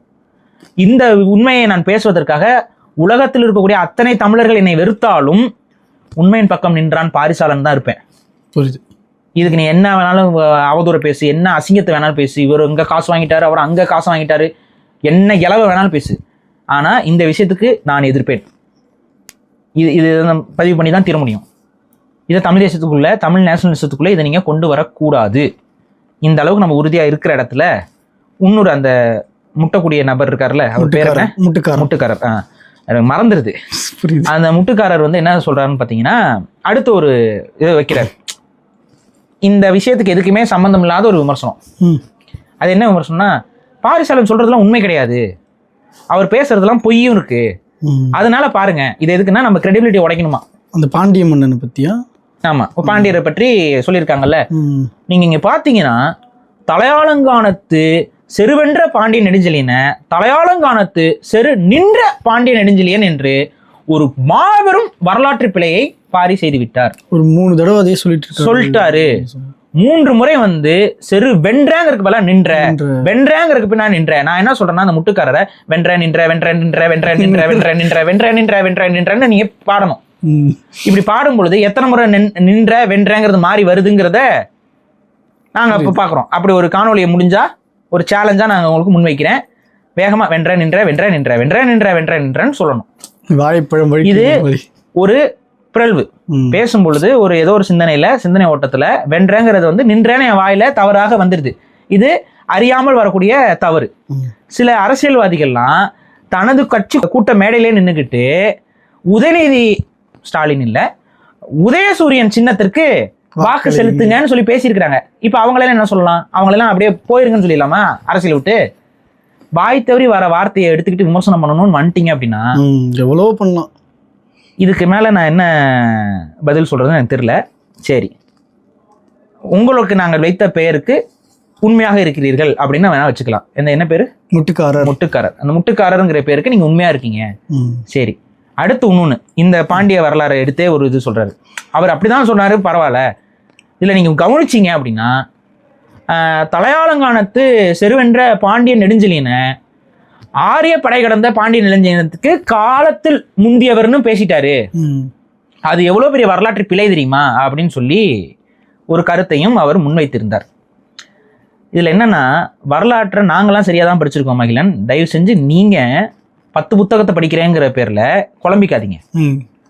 சரியான வரலாறு என்னங்கிறத மூலச்சான்றுகளோட படிங்க. பல வரலாறு ஒவ்வொருத்தரும் ஒவ்வொரு மாதிரி சொல்லியிருக்காங்க. இதுல என்னன்னா, தலையாலங்கானத்து செருவென்ற பாண்டியன் நெடுஞ்செழியனை சொல்லும் பொழுது 2 கருத்துக்கள் வந்து ஆய்வாளர்கள் மத்தியிலும் தமிழ் வரலாற்று ஆய்வாளர்கள் மத்தியிலும் இருந்து வருகிறது. அதோட ஒரு கருத்து என்னன்னா, அவரு ஆரிய படை கடந்த நெடுஞ்செழியனுடைய தம்பியுடைய மகன் அப்படிங்கிற ஒரு கருத்தை முன்வைக்கிறாங்க ஒரு சிலர். ஆனா இதற்கு போதுமான அளவு ஆதாரங்கள் இல்ல. இதன் அடிப்படையில் பாத்தீங்கன்னா, ஆரிய படை கடந்த நெடுஞ்செழியனுக்கு பின்னாடி இவர் வந்தாருன்னு நீங்க சொல்லலாம். ஆனா இதற்கு போதுமான ஆதாரங்கள் இல்ல. ஆனா சிலப்பதிகாரத்திலேயே ஆரிய படை கடந்த பாண்டிய நெடுஞ்செழியனை புகழும் பொழுது ஒரு பாடல் வருகிறது. அந்த பாடலில் இளம் வயதில் போர்க்களம் பூண்டு வென்றவனுடைய வம்சாவளி அப்படின்னு சொல்லி ஆரிய படை கடந்த நெடுஞ்செழியனை பாராட்டுறாங்க. அப்படின்னா அதுக்கு பொருள் என்ன? தலையாலங்கானத்து செருவென்ற பாண்டிய நெடுஞ்செழியன் காலத்தால் முந்தியவருங்கிறதுக்கு சிலப்பதிகாரத்திலேயே ஆய்வு இருக்கு. எதற்கும் நீங்க நான் சொல்றதை நம்ப மாட்டீங்க அப்படிங்கிறதுனால அந்த வரிகளையே நான் படிச்சுறேன். இளையராயினும் பகையரசு கடியுஞ் செருமான் தென்னர் குல முதலாகின் அப்படின்னு சொல்லி, குல முதலாகலின் அப்படின்னு சொல்லி மிக தெளிவாக சிலப்பதிகாரத்தில் பதிவு அந்த வரியே இருக்கு. அது ஆரிய படை கடந்த நெடுஞ்செழியனை புகழும் பொழுது இளையவராகவே இருந்தாலும் பகை அரசுகளை வந்து வென்ற செருமான் அப்படிங்கிற பொருள்ல அவனுடைய அந்த குலத்திலிருந்து வந்தவன் அப்படிங்கிற அடிப்படையில ஆரிய படை கடந்த நெடுஞ்செழியனை பாடுறாங்க. அப்ப அதுக்கு பொருள் என்ன? தலையாலங்கானத்து செருவென்ற பாண்டிய நெடுஞ்செழியன் என்பவன் ஆரிய படை கடந்த பாண்டிய நெடுஞ்செழியனுக்கு முன்னத்தியர் அப்படிங்கிறது மிக தெளிவாக பதிவாகுது. இதை நான் சொன்னா நீங்க நம்ப மாட்டீங்க. அதனால தான் முனைவர் வா. குருநாதன் அவர்கள் அவருடைய சங்ககால அரச வரலாறுங்கிற புத்தகத்துல இன்னும் பல ஆதாரங்களோடு இந்த விஷயத்தை அவர் நிறுவி இருக்கிறார். இது தலையாலங்கானத்து செருவென்ற பாண்டிய நெடுஞ்செழியனுடைய காலத்தை பற்றிய டிபேட்ல ஒரு பெரிய டிபேட் இது. மேபி உங்களுக்கு இந்த புதிய புத்தகங்களோ இல்ல இந்த தகவல்கள் உங்களுக்கு தெரியாம இருக்கலாம். ஆனா எங்க அப்பா வந்து வரலாற்று ஆசிரியருங்கிற அடிப்படையில அவர்கிட்ட இருந்து தான் நான் வரலாற்று கற்றுக்கிட்டேன். அவருடைய பார்வையும் தலையாலங்கானத்து செருவென்ற பாண்டிய நெடுஞ்செழியன் தான் பாண்டிய மன்னர்களில் நமக்கு பாடப்பட்ட அதாவது நமக்கு வந்து சங்ககால இலக்கியங்களில் பாடப்பெற்ற பாண்டியர்களை வரலாற்று ரீதியாகவும் தொடர்புடைய பாண்டிய மன்னன்ல முதன்மையானவர் அப்படிங்கிற அடிப்படையில தான் நம்ம அதை முன் வைக்கிறோம். ஸோ இது தர்க்க ரீதியான கருத்தியல். இந்த தர்க்க ரீதியான கருத்தியலுக்கு வந்து இந்த வீடியோல எதுக்கு நீங்க பதில் கொடுத்துருக்கீங்க அப்படிங்கிறதுல இருந்தே புரியுது. என்னோட கிரெடிபிலிட்டியை உடைக்கிறது மூலயமாக உங்களுக்கோ தமிழ் தேசியத்திற்கோ எந்த நன்மையும் கிடையாது. ஆனா அதை நீங்க உடைக்கணும்னா நாங்களும் அதே மாதிரியான வேலைகளை உங்களோட இயக்கத்தவர்கள் மீது செய்ய தொடங்கினால் அது எப்படி இருக்கும் அப்படின்னு பாருங்க. அதுதான் திராவிடம் உங்களுக்கு செஞ்சுக்கிட்டு இருக்கு ஒவ்வொரு முறையும். சமீப காலத்துல உங்க கட்சியை சேர்ந்த மிக முக்கிய பொறுப்பாளர் ஒருத்தர் இவரோட இறப்புக்கு அவர் வந்து அழுதாருன்னு சொல்லி பேசும்போது திராவிட கூட்டம் எவ்வளவு கேவலமா நகைப்புக்குரிய ஒரு விஷயமாக அதை மாத்துச்சு. அந்த மாதிரியான வேலையைத்தான் நீங்க எனக்கு பண்ணணும்னு முயற்சி பண்ணிக்கிட்டே இருக்கீங்க. இதைத்தான் நான் வந்து இதெல்லாம் வேண்டாம், தர்க்கத்தை தர்க்கமாக சொல்லுங்கள். இந்த மாதிரி பிழை கண்டுபிடிக்கணும்னு நினைச்சுக்கிட்டு வேணா நீங்க பிழை கண்டுபிடிக்கலாம். என்கிட்டயும் பிழைகள் இருக்கும். ஆனால் அந்த பிழைகளை நான் என்னிடம் சுட்டி காட்டும் பொழுது அதை நான் திருத்திக் கொள்வேன். தவறாக இருந்தால் தவறு, நின்றங்கிறது என் வாய் தவறி வந்தது, அது ஒரு பிழைங்கிறத நான் ஒத்துக்குவேன். அது மாதிரி எத்தனை பிழைகளை நீங்களாம் ஒத்துக்க போறீங்க? நீங்க எதுவும் ஒத்துக்க போறது இல்லைங்கிறதையும் நான் இங்க பதிவு பண்றேன். இதுல வந்து என்னன்னா யூஎன் அமைப்புக்கு வந்து இவங்க போயிருந்தாங்க அப்படின்னு சொல்லி ஒரு சில பொறுப்பாளர்களை நம்ம காட்டியிருந்தோம். இந்த யூஎன் அமைப்புல பெண்கள் சார்ந்த அமைப்பாக அதுல போயிட்டு அது பயிற்சி எல்லாம் கொடுக்குறாங்க. அதுலயும் நாம் தமிழர் கட்சிக்காரங்க போய் கலந்துக்கிறாங்க அப்படின்னு நம்ம ஒரு விமர்சனம் பண்ணோம். அது யூஎன் அமைப்புங்கிறதும் எல்ஜிபிடிக்கு சப்போர்ட் பண்ற ஒரு அமைப்பு தான் அப்படிங்கிறத நம்ம சொல்லிருந்தோம். யூஎன் ஃபார் உமன் ஒரு கேட்கறதுக்கு எப்படி இருக்கு? யூஎன் ஃபார் உமன் அப்படின்னா அது பெண்களுக்கான அமைப்பு. ஆனா உண்மையில் அது வெறும் பெண்களுக்கான அமைப்பு மட்டும் கிடையாது, அது எல்ஜிபிடிக்கு ப்ரொபகண்டா செய்யக்கூடிய ஒரு அமைப்பு. இதை நம்ம கேட்டிருந்தோம். அப்ப இந்த லாபி சக்திகள் நாம் தமிழருக்குள்ள வருதே அப்படிங்கறத அந்த கேள்வியோட நோக்கம். ஆனா இதற்கு பதில் கொடுக்குறேன் பேர்வெளிங்கிற பேர்ல ஒரு அநாகரிக அம்மையார் ஒரு பதில் கொடுத்துருக்காங்க. அவங்க ஏன் அநாகரிக அம்மையார்னா ஒருமையில தான் முழுக்க பேசியிருக்காங்க, அதனால நாகரிகமான ஆட்கள் நம்ம ஏத்துக்க முடியாது. அந்த அநாகரிக அம்மையார் வந்து என்ன பதில் கொடுக்குறாங்கன்னா, எங்களை மட்டும் கேட்கிற திமுக காரங்களும் தான் வந்தாங்க, அதிமுக காரங்களும் தான் வந்தாங்க, பாஜக காரங்களும் தான் வந்தாங்க, எங்களை மட்டும் கேள்வி கேட்கிற அப்படின்னாங்க. அவர் 2 பேரும் ஒன்னா நீங்க புரிஞ்சுக்கோங்க. நாங்க மட்டுமா ஊழல் பண்ணோம்? திமுக வந்தா ஊழல் பண்ணுது, அதிமுக வந்தா ஊழல் பண்ணுது, பாஜக வந்தா ஊழல் பண்ணுது. ஏதாவது மாறுதா? இல்ல, 2 மாறல. இல்ல. அதுக்குதான் நாங்க என்ன சொல்லுவோம்னா ஒரே குட்டையில் உரிய மட்டைகள், ஒரே குட்டையில் உரிய மட்டைகள், ஒரே குட்டையில் உரிய மட்டைகள் தான் நீங்க அப்படிங்கறத தான் இங்க வெளிப்படுத்தி காட்டுறோம். சோ ஒரு தர்க்க ரீதியான ஒரு கேள்வி முன்வைக்கப்பட்டால், அதுவும் தமிழ் தேசிய தரப்புல இருந்து முன்வைக்கப்பட்டா கடிச்சு கொதறது. இதுங்க வந்து எல்லாம் போயிட்டு திமுகவோடையும் எல்லா அதிமுக கூட்டங்களையும் ஏறிக்குவாங்க, திமுக கூட்டங்களையும் ஏறிக்குவாங்க.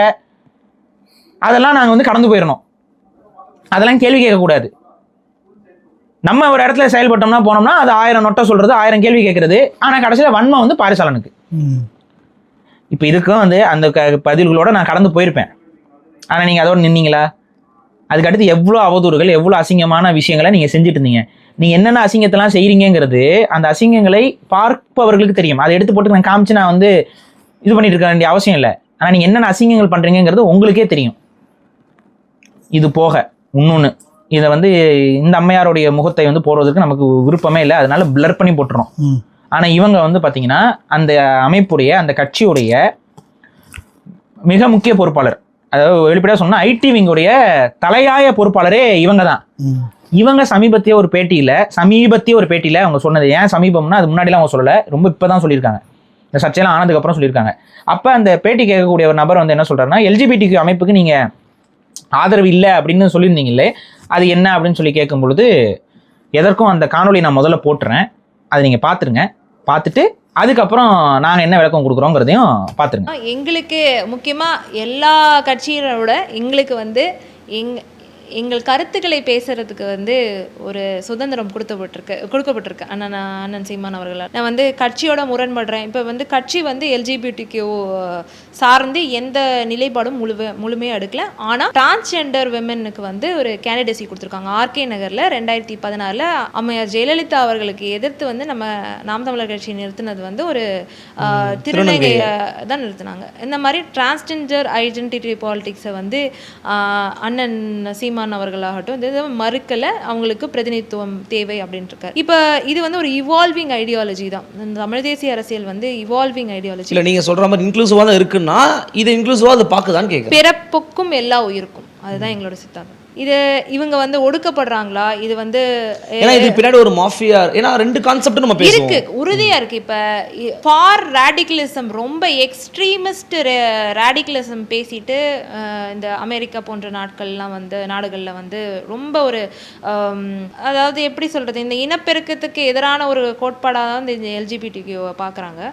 ஆனால் வந்து அங்கே வந்து இன்னும் ரொம்ப வந்து அந்த மாடர்னைசேஷன் இதெல்லாம் வந்து அதிகமாக இருக்குது. ஆனால் முக்கியமாக இந்த நம்ம ரொம்ப தெளிவாக சொல்லணும்னா நாம் தமிழர் கட்சி இதில் நிலைப்பாட்டை இன்னும் அறிவிக்கலை. இதுதான் நிலைப்பாடு. இதில் நாங்கள் பேசுகிறோம், ஒரு குறிப்பிட்ட பொறுப்பாளர்கள் 2 பேர் தான் நீங்கள் பேசுகிறீங்கன்னு அதிகமான ஒரு கிரிட்டிசிசம் வர்றது. எங்களுக்கு சரியாக படுறதை வந்து நாங்கள் பேசுறதுக்கான இருக்கு, அதனால நாங்கள் பேசுகிறோம்.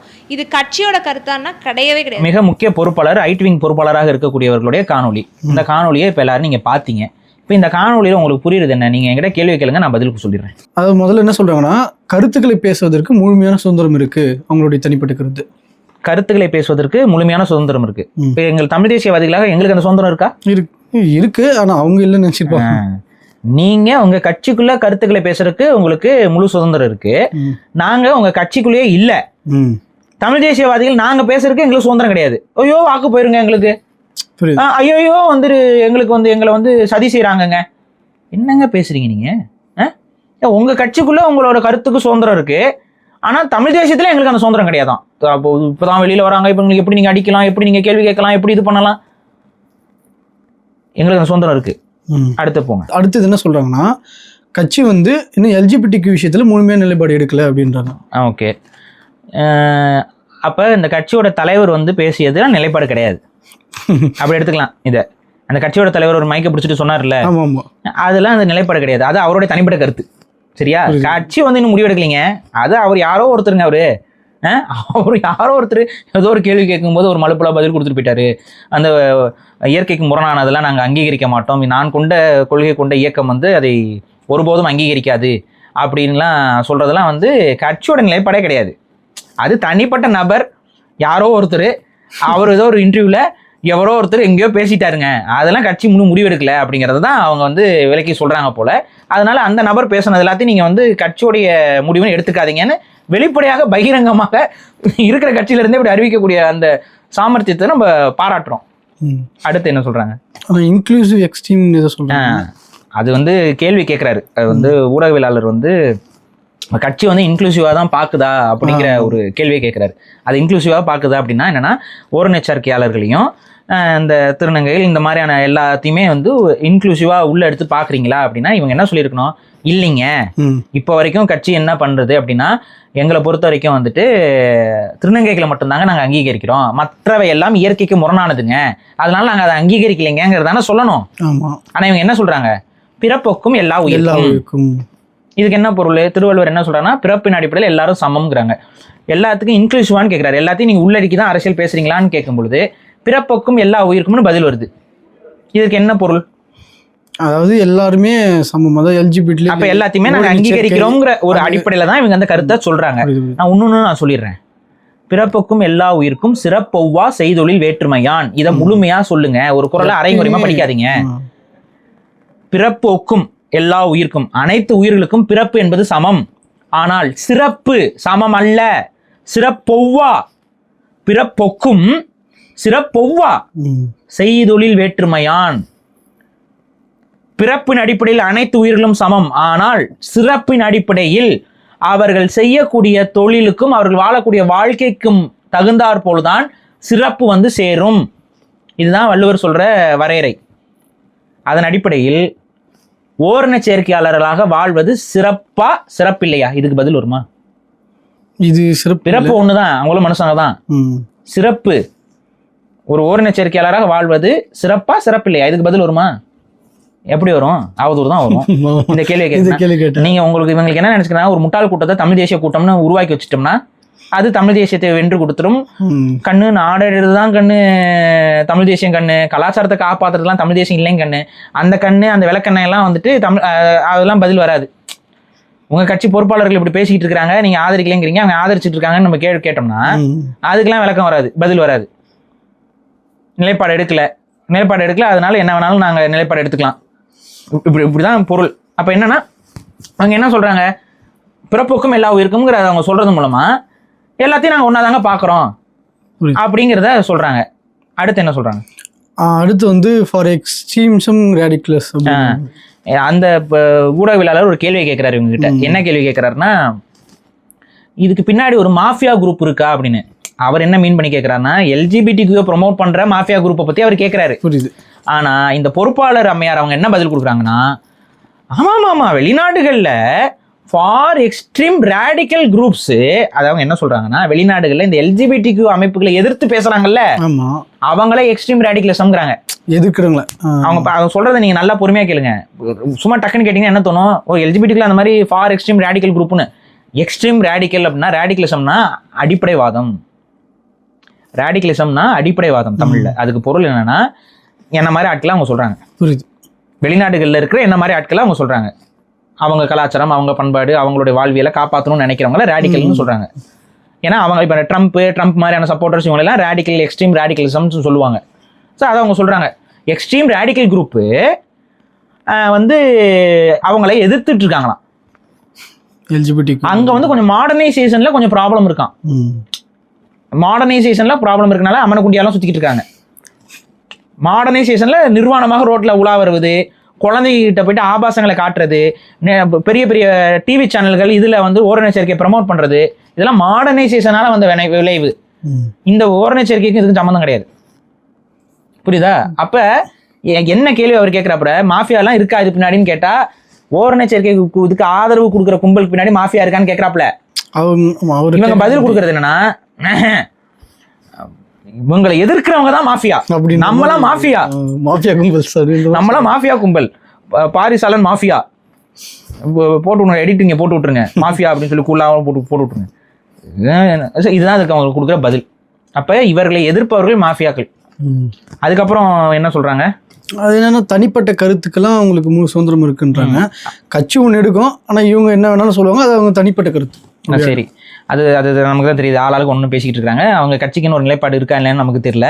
அவங்க எல்லாரும் ஆளாளுக்கு ஒரு தனிப்பட்ட கட்சியில் இருக்க ஒரு மிக முக்கியமான தலைமைக்கே வந்துட்டு அவரோட தனிப்பட்ட கருத்துன்னு இவங்கெல்லாம் கடந்து போறாங்க.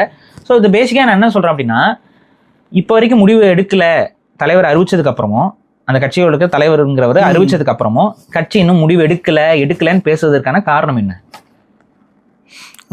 இவங்க எதிர்பார்த்த முடிவு அங்க வரலன்னு அர்த்தம். புரியுது. அவர் சொல்லணும், அது ஆதரவுன்னு வரணும். அது வரைக்கும் அந்த கட்சி முடிவெடுக்கல, கணக்கு செல்லாது. இதுதான் அவங்க ஆதரவு கொடுத்தோன்னே கணக்கு வந்துருச்சு, சுபம் முற்றும், அப்படியே தமிழ் தேசத்துக்கு ஒரு மூடு விழா போட்ட வேண்டிதான். இவங்களுடைய தனிப்பட்ட கருத்துக்களுக்கு உரிமை உண்டு, இவங்களோட தனிப்பட்ட கருத்துக்களை பேசுவதற்கு உரிமை உண்டு. அவங்க தான் சொல்றாங்க. ஆனா நம்மலாம் நம்மளுடைய கருத்துக்களையே பேசக்கூடாது. அது வந்து அவதூறா போயிடும். நம்ம ஒரு கேள்வி கேட்டா அது அவதூறா போயிடும், இவங்களை கொஸ்டின் பண்ணா ஒரு அவதூறா போயிடும். இது என்ன மாதிரியான ஒரு செயல் திட்டம்? நீங்கள் உங்கள் தனிப்பட்ட கருத்தோ, உங்களுடைய இயக்கத்துடைய கருத்தோ, உங்கள் கட்சியோட கருத்தோ, இதெல்லாம் நாங்கள் பார்க்கல. ஓரண சேர்க்கையை தமிழ் தேசத்தில் கொண்டு வந்தால் அங்கே எதிர்க்கிறதுக்கு பாரிசாலன் நிற்பான். இவ்வளோதான் விஷயம். அதை மீறி தான் நீங்கள் உங்கள் கட்டமைப்பை இங்கே உருவாக்கணும். அது இங்கே உருவாக்கவும் உங்களால் முடியாது. ஏன்னா இப்படி தான் ஈவேராவை பகுத்தறிவு தந்தை அப்படி இப்படின்னு பேசிக்கிட்டு இருந்த உங்களெல்லாம் மாற்றி இன்னைக்கு ஈவேராவை இகழ்கிற இடத்துக்கு கொண்டு வந்து விட்டுருக்கேன் பாருங்க. வழிகாட்டி சிலர் வந்து எங்க தாத்தையா போயிட்டு ஈவேரா பக்கத்துல உட்காந்துட்டு வந்தாரு, அதெல்லாம் புகழ்ந்து போன. இப்ப போடுங்க புகழ்ந்து, உங்க தாத்தையா போய் பண்ண சாதனைகள். உங்க தாத்தையா, தமிழ் தேசியங்கிறது கொள்கை கோட்பாடு. அந்த கொள்கை கோட்பாடு என்னவோ அதன்படிதான் நாங்க பேசிக்கிட்டு இருக்கோம். நீங்க எல்லாம் வந்து ஈவேராவுக்கு புகழ் வணக்கமும் வீர வணக்கமும் வச்சுக்கிட்டு இருந்தப்ப அதை எதிர்த்து பேசிக்கிட்டு இருந்தோம். நாங்க எங்க கிட்ட வந்து தமிழ் தேசிய பாடத்தை நீங்க நடத்தாதீங்க. இப்போவும் நான் சொல்றேன், குடி சார்ந்த விஷயங்களை நீங்க மாறி மாறி தானே பேசிட்டு இருக்கீங்க. நாளைக்கு எங்களோட ஸ்டாண்ட் எதை நீங்க எடுப்பீங்க? எடுத்து தான் ஆகணும். ஏன்னா அதுதான் தமிழ் தேசியம். நீங்க பேசுறதுலாம் தமிழ் தேசியம் கிடையாது, நாங்க பேசுறது தான் தமிழ் தேசியம். இதுக்கு என்னன்னா, உங்களை நம்புறதுக்கு ஒரு கூட்டம் இருக்கு, பாவம் அப்பாவி கூட்டம். அந்த அப்பாவி கூட்டத்தை மூல செலவு பண்ணிக்கிட்டு அவங்க மனசுல தப்பரானையும் நஞ்சியும் விதைச்சிக்கிட்டு நீங்க காலத்தை ஓட்ட பாக்குறீங்க. ஆனா அப்படி ஓட்டுறதும் தமிழ் தேசியம் கிடையாது. அவனுக்கு விழிப்புணர்வு வரணும். நமக்கு என்னென்ன தெரியுதோ அதே விழிப்புணர்வும் அதே சிந்தனையும் அவங்களுக்கு வரணும். இன்னொன்னு, நம்ம இயக்க தோழர்கள் நான் சொல்றேன், இந்த மாதிரியான முட்டு கொடுக்குற இடத்துக்கு ஒரு இயக்கத்தவரையும் நான் கொண்டு வந்து விட்டுற மாட்டேன். புரியுது.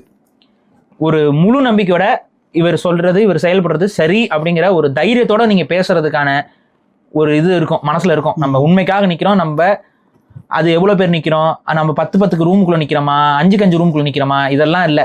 உண்மைக்காக நிக்கிறோங்கிறது இருக்கும். எவ்வளவு பெரிய மேடை போட்டு எவ்வளவு பெரிய மாநாடு போட்டாலும் பொய்மை அங்க இருக்குங்கிற பட்சத்துல அது உண்மையாக இருக்காது. அதுக்கான விலையை யாரெல்லாம் ஏமாறுகிறார்களோ அவர்கள் கொடுப்பார்கள். இன்னைக்கு இல்லைனாலும் என்னைக்காக ஒருத்தவங்க கொடுப்பாங்க. நம்ம தான் பார்த்துட்டு இருக்கோமே, ஒவ்வொரு தேர்தலுக்கும் புது புது வேட்பாளர்கள், புது புது முகங்கள், புது புது செயல்பாட்டாளர்கள் மாத்தி மாத்தி நிக்க. அதுக்கு முன்னாடி இருந்தவங்க எங்க போனாங்க? காணாம போயிடுறாங்க. அதுக்கு முன்னாடி இருந்தவங்க எங்க போனாங்க? லிஸ்ட் எடுத்து வாங்க பேசுங்க. 2016 இருந்து லிஸ்ட் எடுங்க. 2014 எத்தனை வேட்பாளர்கள், அதுக்கு அடுத்த தேர்தல் எத்தனை வேட்பாளர்கள், 2021 எத்தனை வேட்பாளர்கள், 2024 எத்தனை வேட்பாளர்கள், இதுல நாடாளுமன்றம் சட்டமன்றம் எத்தனை வேட்பாளர்கள், எத்தனை பேர் இங்க உங்க கூட இருக்கிறாங்க இன்னைக்கு? இப்ப அவங்களாம் என்ன, அவங்க எல்லாருமே துரோகிகளா? இல்ல அவங்க எல்லாமே வீணா போயிட்டாங்களா? இல்ல அவங்க எல்லாமே தமிழ் தேசிய கனவு மழுங்கடிக்கப்பட்டுருச்சா? இப்ப இந்த கேள்விலாம் இருக்குல்ல, இதுக்கெல்லாம் என்ன பதில் இருக்கு? அது என்னன்னா, இங்க பேசிக் என்னன்னா, நாங்களும் தமிழ் தேசியர்கள்னு சொன்னா பிரச்சனை இல்லை, நாங்கள் மட்டும்தான் தமிழ் தேசியம் சொன்னீங்கன்னா அதை ஏற்க முடியாது. பெரியார் மட்டும்தான்ற மாதிரி அதே கான்செப்ட் இதை நாங்க ஏற்கல. உங்களை நான் மட்டும் தமிழ் தேசியம் நான் சொல்லிக்கல, புரியுது. பல தமிழ் தேசியவாதிகள் இருக்கிறாங்க, எனக்கும் அவங்களுக்கும் முரண்களும் உண்டு. அந்த இடத்துல தான் நிக்கிறேன். அந்த இடத்துல நிக்க முடிஞ்சா நில்லுங்க. இல்லை உங்களை கேள்வி கேட்பவன், உங்களை எதிர்ப்பவன், உங்ககிட்ட உங்களை புறக்கணிப்பவன் அனைவரும் துரோகிகள்ங்கிற ஒரு இடத்துக்கு நீங்க வரீங்க அப்படின்னா நீங்க அதை சொல்லிக்கிட்டே இருங்க. ஆனா அது யாரையும் பாதிக்க போறது இல்லை. உங்களை என்ன சொல்றேன், உங்க மேல இந்த மாதிரியான பொய்மைகளுக்கு நம்பிக்கை பற்ற யாருமே நமக்கு தேவை கிடையாதுங்க. இந்த பொய்மையை நம்பக்கூடிய சிந்தனை அற்றவர்கள், வெளிப்படையா தெரியுது இது பொய்கள்னு, இதை நம்பக்கூடிய சிந்தனை அற்றவர்கள் எத்தனை பேர் ஆனாலும் இருக்கட்டும், எத்தனை லட்சம் பேர் ஆனாலும் இருக்கட்டும், ஆனா அவர்களால் தமிழ் தேசியத்திற்கு எந்த கடுகளவு பயணம் இல்லை அப்படிங்கறத என்னோட பார்வை. அதனாலதான் நம்ம இயக்கம், அந்த இயக்கத்துல ஒவ்வொருவரையும் மாணிக்கமாக, உங்க இயக்கத்துல இந்த மாதிரி கேள்வி கேட்டா பாரிசலனா அவனே இவனேன்னு ஒருமையில பேசிட்டு, அசிங்கத்துல பேசிட்டு, ஆபாசத்துல பேசிட்டு, மார்பிங் பண்ணி போட்டோ போடுற ஏன் செய்யறது இல்ல? அந்த வளர்ப்பு அப்படி இருக்கு. வளர்ப்பு பெருமிதத்தோட சொல்ற அளவுக்கு இருக்கணும். வளர்ப்பு முகம் சுளிக்கிற அளவுக்கு இருக்கக்கூடாது. இவ்வளவுதான் விஷயம். இதுக்கு மேலே இதுல பேசுறதுக்கு எனக்கு உண்மையிலேயே எனக்கு உடன்பாடு இல்லை. ஆனா இதோட இவங்க விட போறதும் இல்லை. புரியுது. அவதூறுகளை பரப்பி பரப்பி பரப்பி பேர்களை கெடுக்கலாம்னு முயற்சி பண்றாங்க. நீங்க எவ்வளவுக்கு எவ்வளவு அவதூற பரப்புறீங்களோ அவ்வளவுக்கு எவ்வளவு ஆதாரங்களோட நான் வருவேன். புரியுது. நான் சும்மாலாம் பதில் கொடுக்கல. இப்ப ஒவ்வொன்றுக்கும் ஆதாரத்தை கொடுத்துருக்கேன். ஸ்க்ரோல் பண்ணாம இந்த வெறும் ஸ்கிரீன்ஷாட்டை போட்டு அவதூறு பரப்புறது இதெல்லாம் வேணாம். அதான் அந்த பதிவு அப்படியே தான் இருக்கு. ஏன்னா அந்த முட்டுக்காரர் இருக்காருல்ல, அவரு நமக்கு சொல்லியிருந்தால பதில், அந்த பதில நம்ம அதை அழிச்சிட்டோம். அந்த மாதிரியான இழி குணம்லாம் எங்களுக்கு இல்லை. ஒருவேளை நீங்க உங்க பழக்கத்துல சுற்றத்துல அந்த மாதிரியான நடந்துக்கக்கூடிய நபர்கள் நிறைய பேரை பார்த்து எங்களையும் நீங்க அப்படி நினைச்சிட்டீங்க போல. அந்த மாதிரிலாம் இல்ல. சொன்ன சொல் காப்பாற்றுறோம், சொன்ன வாக்கு காப்பாற்றுறோம். அவர்கள் சொன்னாங்க, அதுக்கான பதிலையும் காமிச்சாச்சு, அந்த காணொலியும் போட்டாச்சு. என்ன, அவர்களோட சொற்கள் மீது எங்களுக்கு நம்பிக்கை இல்லை, அவ்வளவுதான். அவங்க அந்த வாக்குறுதியை கொடுத்துருக்காங்க, ஆனா அந்த வாக்குறுதி மீது எங்களுக்கு நம்பிக்கை இல்லை. ஏன்னா போக்சோ சட்டத்துல கைதான ஒருத்தங்களுக்கு ஆதரவாக பேசக்கூடியவர்களுடைய வாக்குறுதி எல்லாம் நம்பும் அளவுக்கு நாங்கள் மூடர்கள் இல்லை. இதுதான் அவங்க வேணா நம்பிக்கிட்டு போட்டோம். இதுதான் எண்டு. ஓகே, இது நான் இப்போ இந்த எல்ஜிபிடி பத்தி பேசுறதுனால இந்த கே ஆப் ஒன்று விளம்பரம் பண்ணிட்டு இருக்கேன். ஆமா, அது போன இதுலயே பேசணும்னு நினைச்சேன். நீங்க கேள்வி கேட்க மறந்துட்டு இந்த இதுல கேள்வி கேட்குறீங்க. அதாவது அந்த போன இதுலயே வீடியோல சொல்லணும்ட்டோம். இப்ப இதை யாரும் பரப்ப முடியாது, இதெல்லாம் செய்ய முடியாதுன்னு அப்படிலாம் நினைக்காதீங்க. அதிகமான ஆபாசம் என்பது நம்மிடம் பரப்பப்பட்டு கொண்டே இருக்கிறது. காணொலிகள்ல ஆபாச காட்சிகள் எல்லாம் இப்போ இந்த மாதிரி பெரிய பெரிய டிவி சேனல்ல இந்த கேம் ஆஃப் த்ரோன்ஸ் இந்த மாதிரி நாடகங்கள் எல்லாம் ஓரின எச்சரிக்கையை காட்டுறாங்க. இதை பார்க்கக்கூடியவங்க மனதில் ஒரு சப்கான்சியஸில் இந்த ஆபாசமும் அசிங்கமும் பரவ தொடங்கும். அப்போ புணர்வதற்கு வழி இல்லை அப்படிங்கிற ஒரு சூழல் இருக்கக்கூடிய இளைய தலைமுறை பலரும் இந்த மாதிரியான தவறான வாழ்வியலுக்குள்ளே போய்கிட்டு இருக்கிறாங்கிறது தான் இன்னைக்கு நம்ம பார்க்குற உண்மை.